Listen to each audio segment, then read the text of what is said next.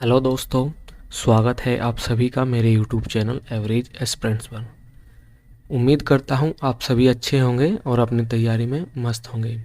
साथियों, जैसा कि आप सभी जानते हैं, एसएससी सीएचएसएल 2019 का टाइपिंग रिजल्ट आ चुका है डीवी सर्टिफिकेट के लिए। अब देखते हैं, जो एक्सपेक्टेड डेट है आपका 1 से 1.5 महीना यानी अप्रैल तक आपका डॉक्यूमेंट वेरिफिकेशन हो जाएगा। 1 से 1.5 महीना है। अगर किसी भी कैंडिडेट ने अपना लिस्ट में नाम नहीं देखा है तो वो अभी मेरे टेलीग्राम पर जाकर, डिस्क्रिप्शन में लिंक है, अपने जाकर नाम देख सकते हैं। और चलिए बात कर लेते हैं हम डीवी सर्टिफिकेट के बारे में कि आपको डॉक्यूमेंट सर्टिफिकेट में आपको क्या क्या डॉक्यूमेंट ले जाने होंगे। साथियों, हम सभी डॉक्यूमेंट को एक बार थोड़ा डिटेल में डिस्कस करने वाले हैं कि आपका फॉर्मेट क्या होगा। एक ओबीसी का जो चल रहा है कि क्रीमी लेयर क्या होता है, मैं इस वीडियो के माध्यम से आप सभी को वो सारी चीज़ क्लियर कर दूंगा कि क्रीमी लेयर या कोई डेट है कि आपकी किस डेट तक के आपके कास्ट सर्टिफिकेट होना चाहिए। क्या आप, अगर आपके पास वो उस डेट तक का कास्ट सर्टिफिकेट नहीं है तो क्या आप डॉक्यूमेंट वेरिफिकेशन में रिजेक्ट कर दिए जाओगे। मतलब इन सभी सवालों के जवाब मैं आपको इस वीडियो के अंत में दे दूंगा। तो चलिए बने रहिए, इसी के साथ हम वीडियो को शुरू करते हैं। साथियों, ये आपका डॉक्यूमेंट वेरिफिकेशन की एक लिस्ट है जो बनाई है कि आपको क्या क्या डॉक्यूमेंट लेकर जाने होंगे डॉक्यूमेंट वेरिफिकेशन में। तो पहला है आपके पास एडमिट कार्ड होना चाहिए। आपका रीजन वाइज, आप जो भी रीजन से आप फॉर्म फिल किया है, आपका नॉर्थ रीजन या ईस्ट रीजन, जिस भी रीजन से आपने फॉर्म फिल किया है, आपके पास उसका एडमिट कार्ड होना चाहिए। ये बहुत ज़रूरी है। दूसरा है आपके पास आईडी होनी चाहिए। अब आईडी में आपके पास क्या क्या होना चाहिए? पहले तो आपका या तो आधार कार्ड होना चाहिए, या फिर आपके पास ड्राइविंग लाइसेंस होना चाहिए, या फिर पैन कार्ड होना चाहिए, या कोई भी आईडी जो आपकी आईडी हो, आईडी प्रूफ हो, स्टोर पर हो, वो भी आप लेकर जा सकते हैं। कोई भी जो आपका आईडी प्रूफ हो। तीसरे नंबर पर हम बात कर लेते हैं फ़ोटो। आपको 2 कम से कम फ़ोटो चाहिएंगे। वैसे तो आप मेरी माने तो 4 से 5 फ़ोटो आप लेकर ही जाना। 4 से 5 फ़ोटो लेकर जाओगे, 2 बच भी जाएंगे तो भी कोई दिक्कत नहीं। वैसे मिनिमम 2 फ़ोटो आपको चाहिए हैं। तो नेक्स्ट में देखते हैं हम 10th क्लास की मार्कशीट के बारे में देखते हैं। साथियों, जैसे उत्तर प्रदेश में बताता हूँ, यूपी बोर्ड में 10th क्लास के बाद भी एक पासिंग सर्टिफिकेट मिलता है, सनद। अगर कोई भी कैंडिडेट ऐसा है जिसने हिंदी मीडियम से की है तो वो अपना सनद भी ले जाना। पासिंग सर्टिफिकेट ओरिजिनल, यानी आपको ओरिजिनल डॉक्यूमेंट लेकर जाने हैं 10th के।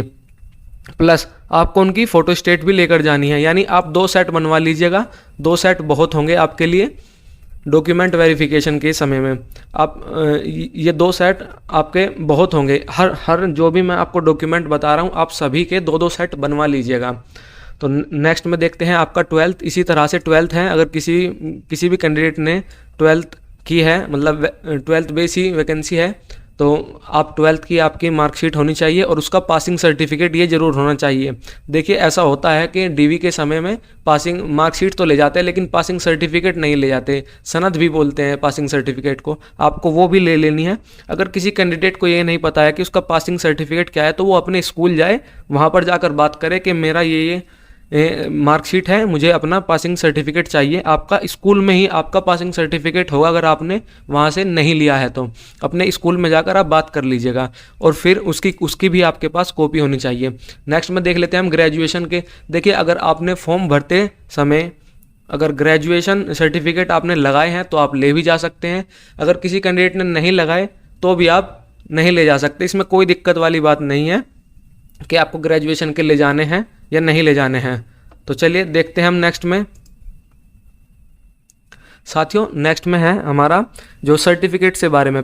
सबसे पहले हम बात करते हैं हम एससी सर्टिफिकेट के बारे में, यानी कि आपको किस तरह का आपका फॉर्मेट होगा, किस तरह के फॉर्मेट में आपका सर्टिफिकेट बना होना चाहिए। पहली बात तो है कि जब भी आप फॉर्मेट बनवाओगे वो इंग्लिश में होना चाहिए, यानी सेंटर का होना चाहिए। सेंटर का सर्टिफिकेट हमेशा इंग्लिश में ही होता है, और उसका फॉर्मेट इधर दिया गया है, आप यहाँ पर देख सकते हैं।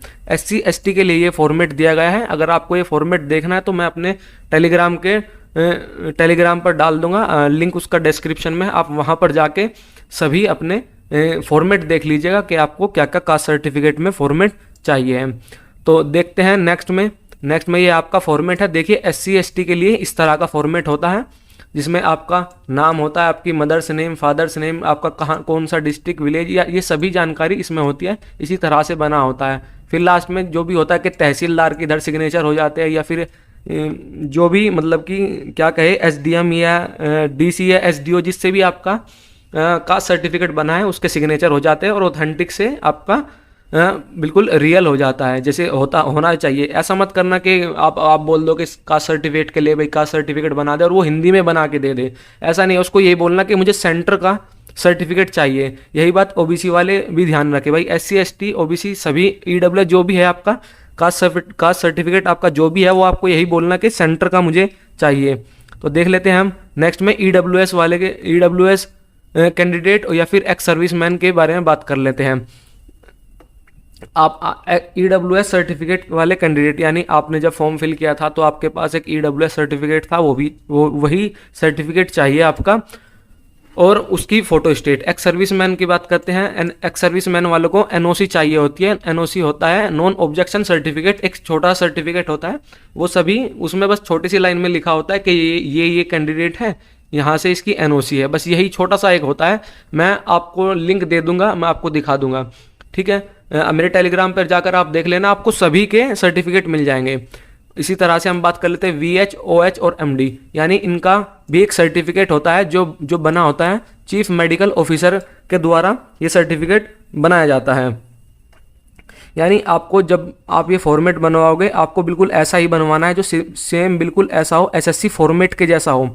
आप कहीं भी जाकर ये सर्टिफिकेट बनवा सकते हैं, या फिर आपका होता है वो VH, OH के जो सर्टिफिकेट होते हैं जो लगाए जाते हैं उसमें आप हॉस्पिटल डिस्ट्रिक्ट हॉस्पिटल में जाके आप कोई भी सर्टिफिकेट बनवा सकते हैं।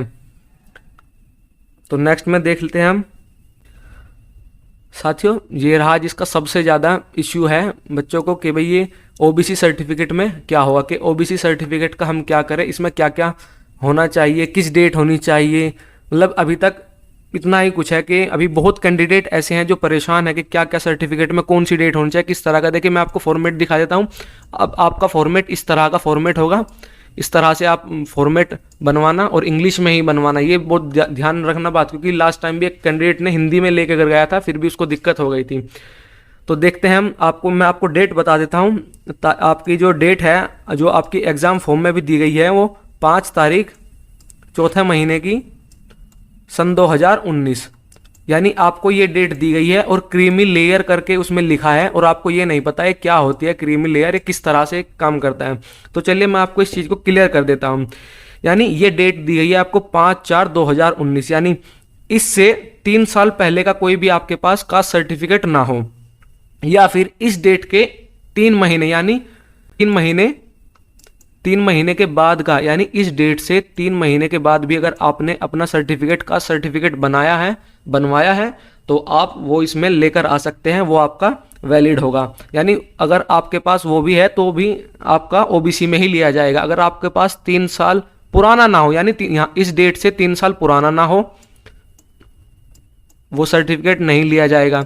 और या फिर एक मतलब 3 महीने के अंदर का सर्टिफिकेट हो इस डेट के बाद का, तो भी आपको OBC में रखा जाएगा।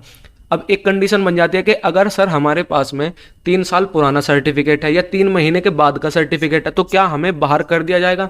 नहीं साथियों, ऐसा बिल्कुल नहीं होगा आपके साथ में कि आपको डॉक्यूमेंट वेरिफिकेशन से रिजेक्ट नहीं किया जाएगा। देखिए 2017 में कोर्ट ने एक नोटिस दिया था, उसमें कोर्ट ने यही कहा था कि आप किसी भी कैंडिडेट को इस तरह से बाहर नहीं करेंगे। अगर मान लीजिए अगर आपके पास इन दोनों कंडीशन में से आप कोई सी फिल नहीं कर रहे हैं, मान लीजिए आपके पास 3 साल से पुराना सर्टिफिकेट है और 3 महीने के बाद का सर्टिफिकेट, तो यानी आपको ओबीसी उससे निकाल कर आपको जनरल यानी UR कैटेगरी में आपको डाल दिया जाएगा। आप UR कैटेगरी से फॉर्म होगा और जब आपकी फाइनल कट ऑफ लिखी आएगी उस पर P लिखा होगा सामने, आपके नाम के सामने, वो होता है प्रोविजनल। यानी जब भी आप डिपार्टमेंट ज्वाइन करेंगे बस वो डिपार्टमेंट ही आपका सर्टिफिकेट चेक करेगा। तो चलिए बात कर लेते हैं साथियों नेक्स्ट के। साथियों अगर आप मेरे YouTube चैनल पर नए हैं, पहली बार आए हैं, तो आप मेरा YouTube चैनल सब्सक्राइब कर लीजिए और बेल आइकन को ऑल पर क्लिक कर लिए ताकि मैं नया वीडियो डालूँ तो आपको पता लग जाए। Thanks for watching. जय हिंद, जय भारत।